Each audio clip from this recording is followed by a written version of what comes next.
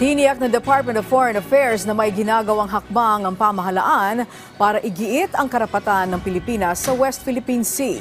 Kabilang kasi sa mga binusisi sa kagawaran sa kanilang pagsalang sa budget hearing sa Senado ay ang halaga ng paghahain ng diplomatic protest. Si Daniel Manalastas sa sentro ng balita.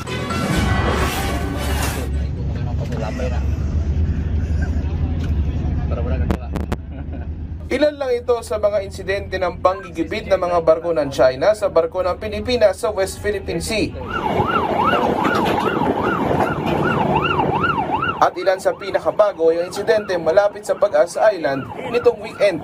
Kaya nang sumalang sa budget hearing sa Senado, ang Department of Foreign Affairs kinamusta ang inihain ng diplomatic protest. 2025 is 47.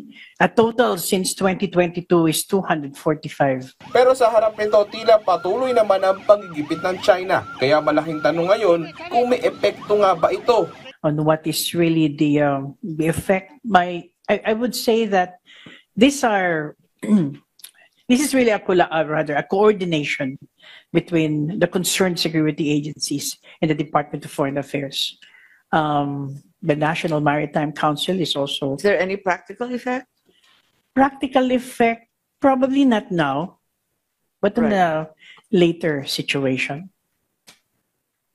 So you're saying it's by way of publication to the rest of the agencies involved? No, it is actually the security agencies give us the information and all the details, and then that is the basis of the protest that we give give to the Chinese embassy.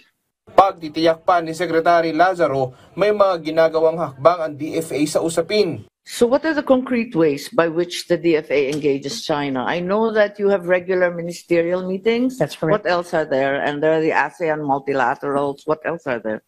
Well, in the I have mentioned that in the past, and you've taken note of it, about the bilateral consultative mechanism. We have also the foreign ministry consultations, the bilateral consultative mechanism on the South China Sea. So these are all issues that are in the. How often is that? That's regular, That's diba? supposed to be twice a year. Nauna nang kinokondena ng mga senador ang mga panggigipit na ginagawa ng China sa mga barko natin. Daniel Manalastas para sa Pambansang TV sa Bagong Pilipinas.